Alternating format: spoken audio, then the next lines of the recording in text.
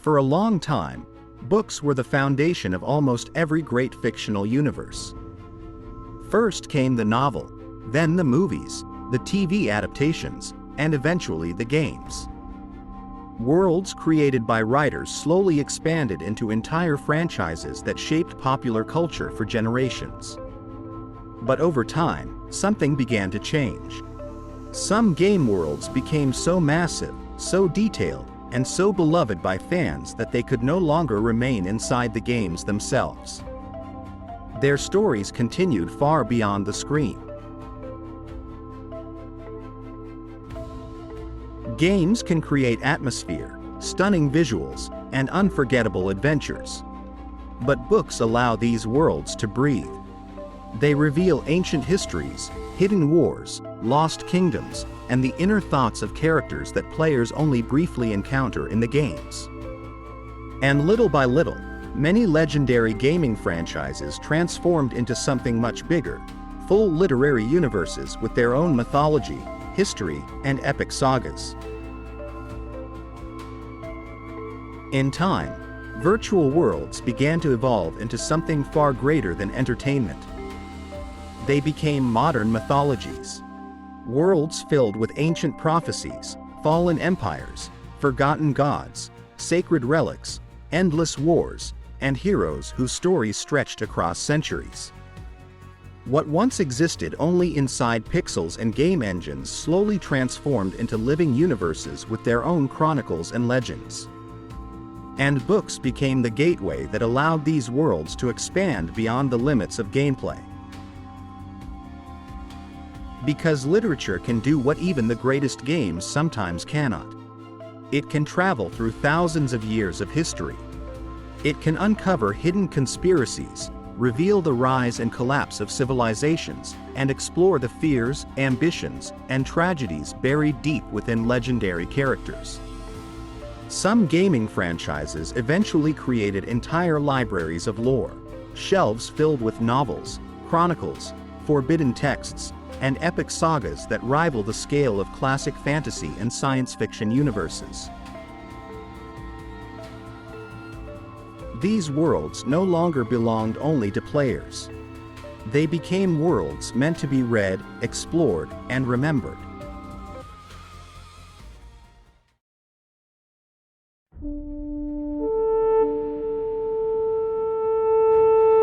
When the first Warcraft games appeared in the 1990s, few people could have imagined what this universe would eventually become. At the beginning, Warcraft was simply a fantasy real-time strategy game about the brutal war between humans and orcs. Players built armies, gathered resources, and fought for survival across battlefields filled with castles, forests, and burning villages. The setting was memorable, but in those early years, the focus remained mostly on warfare itself. But over time, the world of Azeroth began to grow far beyond the limits of strategy games. New factions appeared. Ancient kingdoms received detailed histories. Heroes gained motivations, fears, ambitions, and tragic destinies. Entire civilizations were slowly transformed from simple game mechanics into living cultures with their own myths, religions, rivalries, and political struggles. And one of the main reasons for this transformation was literature. The Warcraft novels became the foundation that allowed the universe to evolve into a true fantasy mythology. Over the years, many different authors contributed to the world, expanding its timeline and deepening its lore. Writers such as Christie Golden, Richard A. Knock, and others helped turn Azeroth into something much larger than a game setting. The books explored events that could never be fully shown inside the games themselves. They revealed ancient wars, political conspiracies, personal betrayals, forgotten civilizations, and the rise and fall of entire kingdoms. And perhaps no character demonstrates the power of Warcraft literature better than Arthas Menethil. Inside the games, Arthas was already an iconic figure, a prince who became one of the greatest villains in fantasy gaming history. But the novels transformed his story into a true tragedy. Through books like Arthas, Rise of the Lich King, readers witnessed not only the fall of a hero, but the slow destruction of a human soul. Arthas was not born evil. He was a young prince trying to protect his people from a terrifying plague spreading across Lordaeron. Step by step, fear, desperation, pride, and obsession pushed him toward darkness. The novels allowed readers to experience his thoughts, doubts, and emotional collapse in ways the games only hinted at. His story became more than a tale of corruption. It became a classic tragic arc about sacrifice, obsession, and the loss of humanity. The same depth was given to many other characters throughout Warcraft lore. Illidan Stormrage, once seen simply as a dangerous outcast, became one of the most complex anti-heroes in the universe. The books explored his loneliness, his obsession with power, and his belief that terrible sacrifices were necessary to save Azeroth from destruction. At the same time, Warcraft literature completely transformed the image of the orcs themselves. In many early fantasy stories, orcs existed mainly as monsters or invaders. But Warcraft novels gave them history, culture, spirituality, and tragedy. Readers learned about Draenor, the original homeland of the orcs, long before its destruction. They discovered the ancient shamanistic traditions of the clans, the corruption caused by demonic influence, and the manipulation that turned many orcs into conquerors consumed by bloodlust. The fragmentation of the clans, the fall of their civilization, and their struggle to reclaim honor became one of the emotional foundations of the entire franchise. And Warcraft books did not focus only on orcs and humans.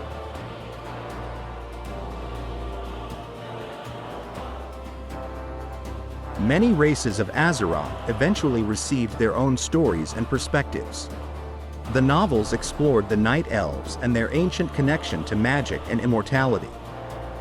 They revealed the internal conflicts of the Blood Elves after the destruction of Quel'Thalas. They expanded the histories of the Tauren, the Forsaken, the Dragons, and countless other peoples scattered across the world. Because of literature, Azeroth stopped feeling like a collection of maps designed for gameplay. It began to feel like a real world with thousands of years of history behind it. The novels introduced political conflicts between kingdoms, ancient wars between cosmic forces, hidden cults, forbidden magic, and complex alliances that constantly reshaped the balance of power across the world. Even players who never read every book could feel the influence of this expanding mythology. The games themselves became richer because the novels continuously deepened the universe around them. Over time, Warcraft transformed into something much larger than a gaming franchise.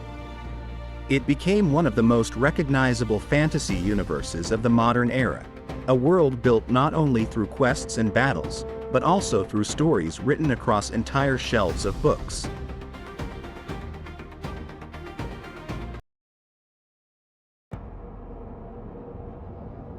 Few fictional universes have expanded through literature as massively as Warhammer 40,000.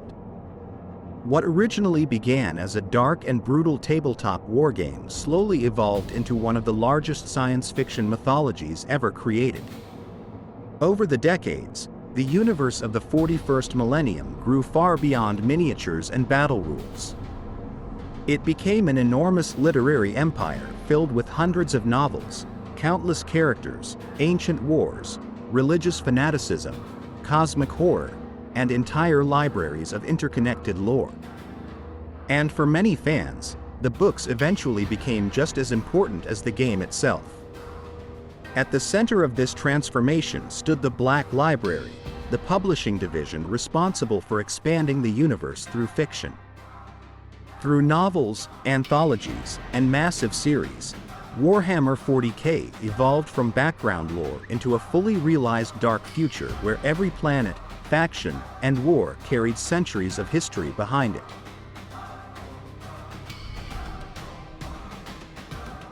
But no literary project shaped the mythology of the setting more than the Horus Heresy. The Horus Heresy series became the foundation upon which much of the modern Warhammer universe was built. What was once only briefly mentioned in fragments of lore transformed into a gigantic epic spanning dozens of novels. The story takes place 10,000 years before the main timeline of Warhammer 40k, during the era when the Emperor of Mankind was still leading humanity's great crusade across the galaxy. At first, the Imperium appeared almost glorious. Humanity was conquering the stars. The Emperor's genetically engineered Primarchs commanded vast space marine legions. Ancient human worlds were being reunited under one banner. It seemed as though mankind was on the verge of creating a perfect galactic civilization. But beneath the surface, corruption and pride were already growing.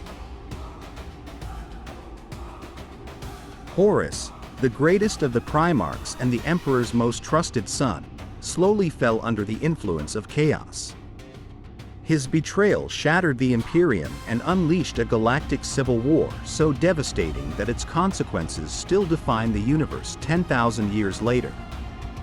Through the novels, the Horus Heresy became far more than a simple story about good and evil. It became a tragedy about ambition, loyalty, religious fanaticism, manipulation, and the collapse of dreams. The books explored the Primarchs not as distant legends, but as deeply flawed and emotional beings. Some were noble. Others were consumed by pride, rage, jealousy, or despair. Their rivalries and betrayals transformed the conflict into something almost mythological, like the fall of gods within a dying empire. And through these stories, readers began to see the true nature of the Imperium itself. In many science fiction universes, humanity represents hope and progress. But Warhammer 40k presents something far darker. The Imperium is not a utopia. It is a collapsing civilization built on endless war, oppression, fear, and religious extremism. Billions live under authoritarian rule, surrounded by propaganda, censorship, and constant violence. Entire planets are sacrificed in the name of survival. And the novels reveal this nightmare in brutal detail. The books show ordinary soldiers dying in impossible wars across ruined worlds. They show citizens living under fanatical regimes where heresy can mean execution.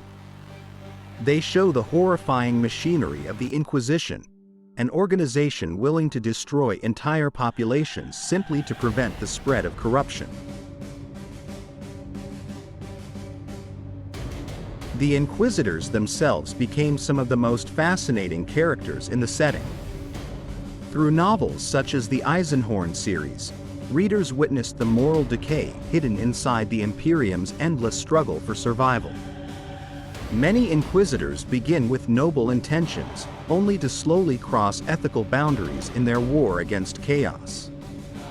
The line between protector and monster gradually disappears.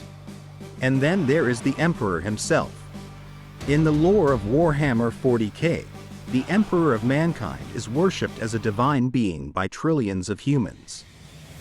Yet the novels constantly blur the line between savior, tyrant, visionary, and failure. Was he humanity's greatest protector? Or did his obsession with control doom civilization to eternal darkness? The books never offer simple answers. Instead, they deepen the mystery surrounding him, making the Imperium feel more like a decaying religion built upon shattered dreams and forgotten truths. But perhaps the greatest achievement of Warhammer literature is the atmosphere itself. The novels transformed the setting into a living nightmare.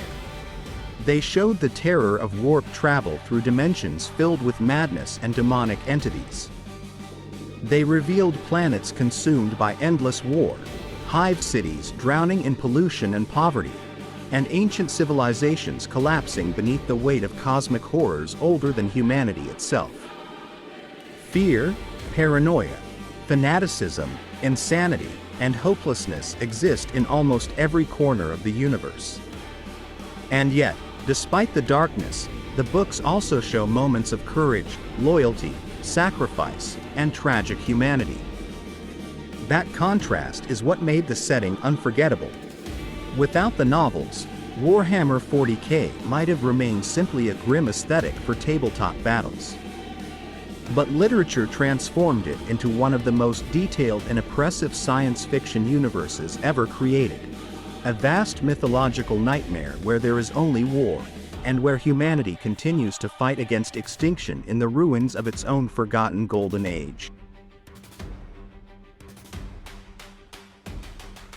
If this video resonated with you, leave a sign, give it a like and share your thoughts in the comments. Pass it on to others. Let more people discover this world. Subscribe to the channel so you don't miss new journeys through time, myths, and worlds beyond. The story is only beginning.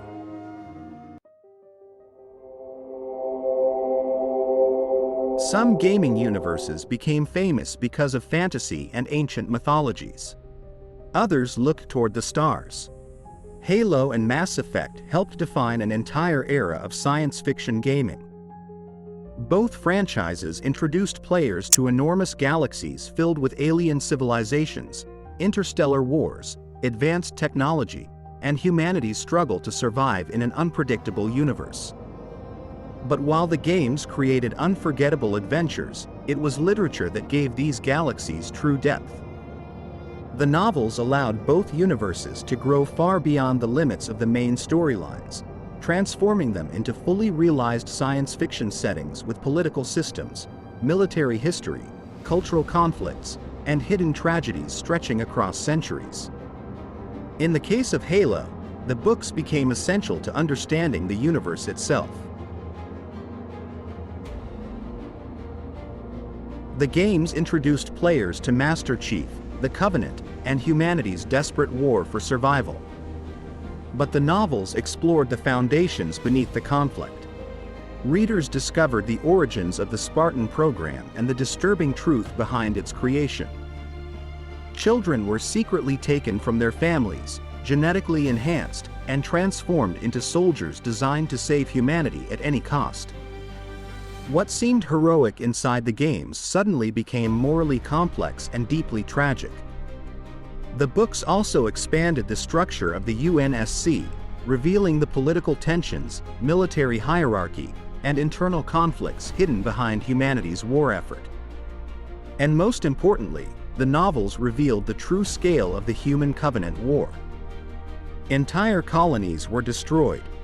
Billions of civilians died. Human worlds burned under orbital bombardments while fleets disappeared across distant sectors of space. Through literature, the conflict became larger, darker, and far more personal.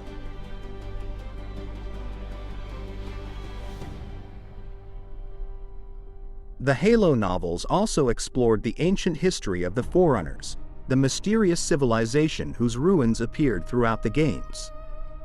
Their rise, downfall, and connection to the Flood transformed the setting into something much closer to epic cosmic science fiction. Over time, Halo stopped feeling like a series of military shooters. It became a massive interstellar saga about survival, sacrifice, lost civilizations, and the terrifying cost of war. Mass Effect followed a similar path, but with a different tone. Where Halo focused on military conflict and existential danger, Mass Effect emphasized politics, diplomacy, and the fragile balance between species sharing the galaxy. Inside the games, players experienced the story mainly through Commander Shepard's mission against the Reapers. But the books expanded the universe far beyond Shepard's journey. The novels explored the internal politics of the Citadel Council, tensions between species, corporate influence, secret intelligence operations, and the complicated relationships holding galactic civilization together. readers were able to see life outside the battlefield. They witnessed the daily realities of colonies living on the edge of explored space. They saw the fears of civilians trying to survive in a galaxy dominated by powerful governments and ancient threats. The books gave attention to smugglers, diplomats, soldiers, scientists, and ordinary people whose stories rarely appeared inside the games themselves. The novels also deepened the histories of races such as the Turians, Asari, Quarians, and Batarians, making the galaxy feel far older and more believable. And this is where literature became so important for both franchises. Games can show planets, battles, and cinematic moments. But books allow worlds to slow down and breathe. They create space for history, philosophy, politics, and character development in ways that games often cannot fully explore. Through novels, both Halo and Mass Effect evolved into something larger than interactive adventures. They became true space operas, vast science fiction universes filled with ancient mysteries, ideological conflicts, tragic wars, and civilizations struggling to survive among the stars.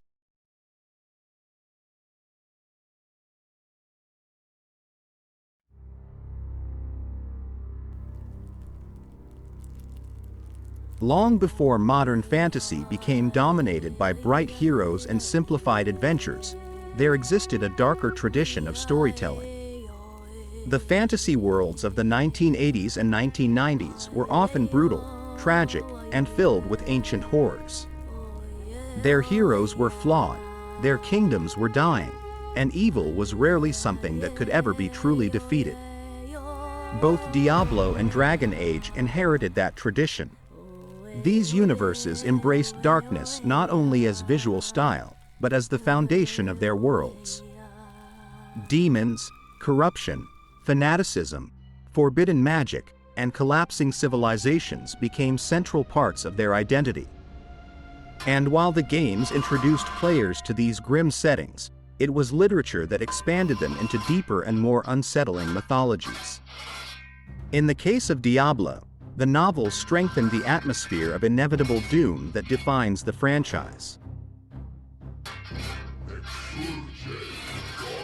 The games themselves already portrayed a world trapped in endless conflict between the high heavens and the burning hells. Humanity existed between these cosmic powers, constantly threatened by corruption, possession, and destruction. But the books explored the emotional and spiritual consequences of that war in far greater detail.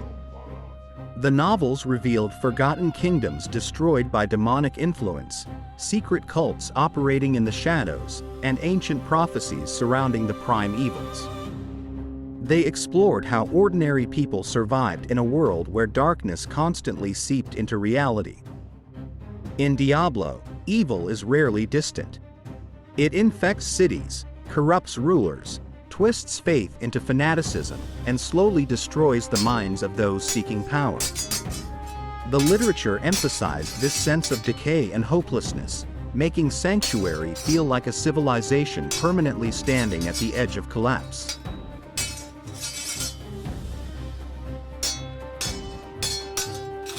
The novels also expanded the mythology surrounding angels and demons themselves. Neither side appeared completely pure. The eternal conflict between heaven and hell became something far more complicated than a battle between good and evil. Pride, manipulation, ambition, and betrayal existed on every side of the war. And because of that, the world of Diablo gained a much darker philosophical tone. Humanity was not simply fighting monsters. It was trapped between cosmic forces so ancient and destructive that true victory seemed almost impossible. Dragon Age approached dark fantasy from a different direction. While Diablo focused on horror and apocalypse, Dragon Age built its world around political instability, religious control, and social conflict. The games introduced players to Thedas, a continent filled with fractured kingdoms, dangerous magic, ancient ruins, and constant tension between competing factions. But the novels expanded this world far beyond the main storyline.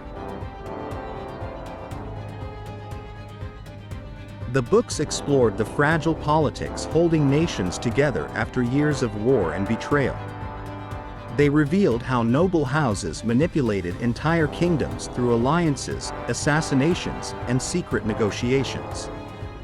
At the same time, the novels examined one of the central conflicts of the entire franchise: the relationship between mages and the religious authority controlling them. In Thedas, magic is feared as much as it is needed. Mages are isolated inside circles controlled by the Chantry, a powerful religious institution that believes uncontrolled magic can destroy civilization itself. Through literature, readers were able to see both sides of this conflict: the fear surrounding demonic possession, but also the oppression and paranoia created by religious control.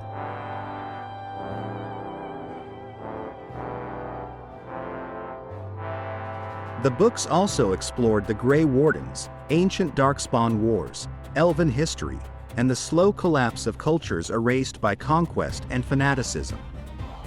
And this is what made Dragon Age stand out within modern fantasy. Its world rarely offered simple morality. Almost every faction believed it was protecting civilization, even while committing terrible acts in the process. Through literature, both Diablo and Dragon Age evolved into far richer dark fantasy universes. The novels added history, philosophy, religion, and tragedy to worlds already filled with war and magic. They transformed these settings into living civilizations shaped by fear, faith, corruption, and the constant shadow of destruction.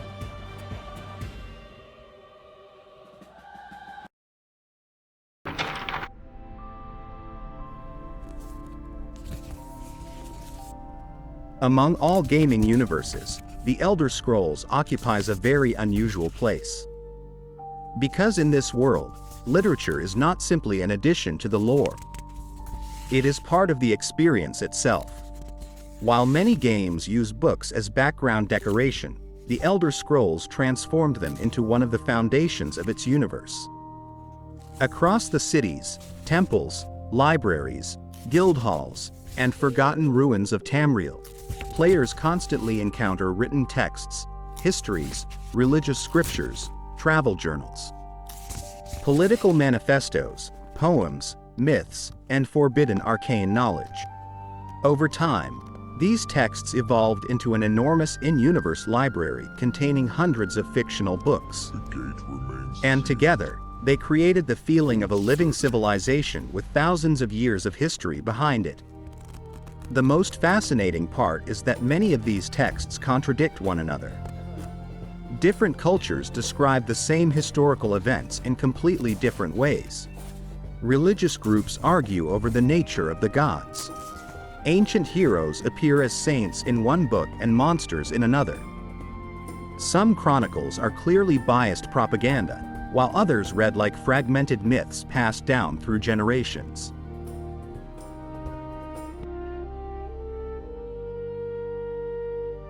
Because of this, Tamriel does not feel like a world explained by a single narrator.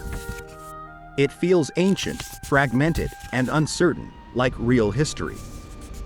The books of the Elder Scrolls reveal far more than simple lore.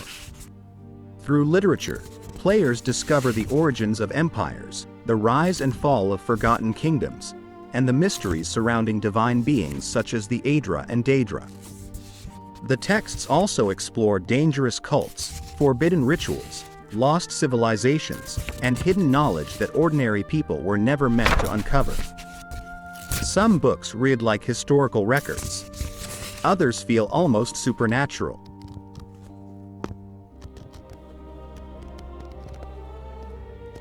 There are texts describing dreams, alternate realities, prophetic visions, and metaphysical ideas so strange that even the scholars inside the world struggle to understand them. And this literary depth became one of the defining qualities of the franchise. The Elder Scrolls is not just a world players explore through combat and quests. It is a world they explore through reading. Its libraries, myths, and conflicting histories transformed Tamriel into one of the most intellectually rich fantasy settings ever created in gaming.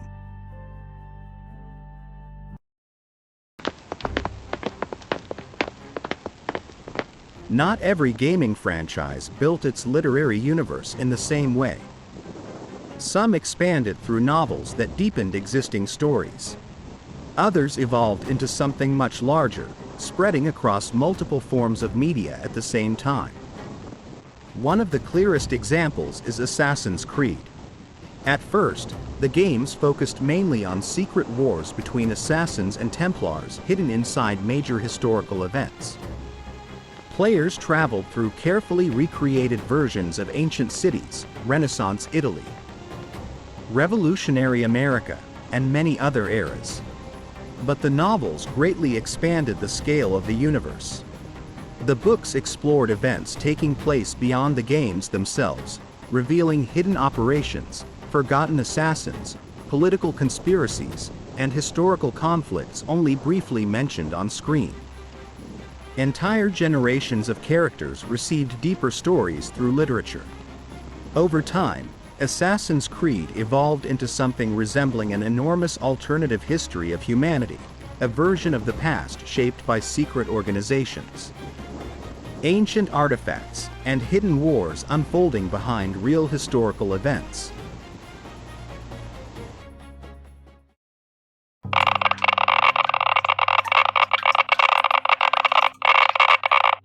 And then there is Metro 2033, which represents a very different and fascinating case.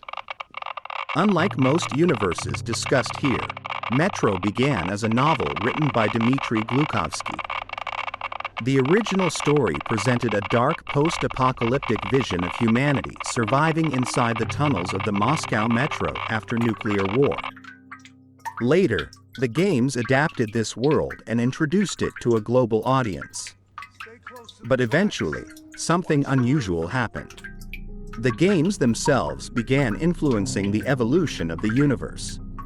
Visual imagery, atmosphere, characters, and even certain interpretations of the setting started shaping how many people imagined the world of Metro. The franchise gradually became shared between literature and gaming culture. Readers discovered the novels through the games, while gamers became interested in the original books because of the atmosphere created by the interactive experience. Both forms of storytelling began strengthening one another. And this reflects a much larger trend in modern world-building. Many fictional universes no longer exist in only one medium.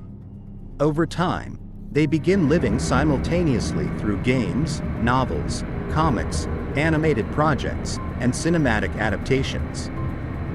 Different formats expand different parts of the same mythology. But even within these multimedia worlds, literature usually remains the most powerful tool for deepening lore. Because books allow creators to slow down, explore hidden history, reveal internal conflicts, and build the kind of depth that transforms fictional settings into believable civilizations with their own memory, culture, and mythology.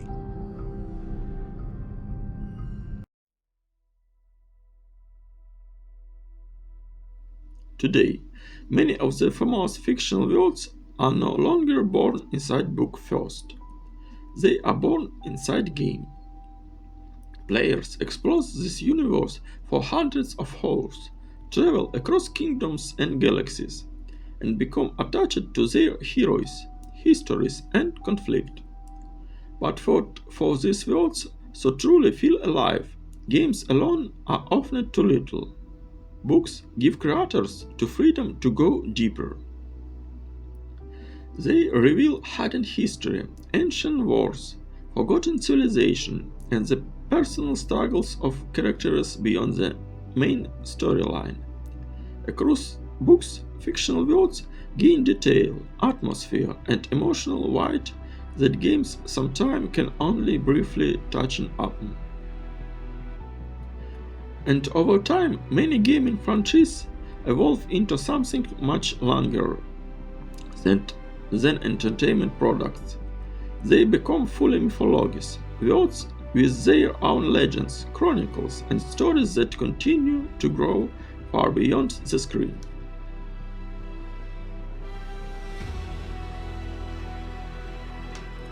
If this video resonates with you, leave a sign, give it a like and share your things in the comments. Pass to on the other, let more people discover this world. Subscribe to the channel so you don't miss new video about time, myth and world beyond. The story is only beginning. So I'm curious, which narration feel more immersive to you? A human voice, my voice, with very bad English, or an AI voice? Share your judgment in the comments. Thanks. This was Atlas Beyond the Page.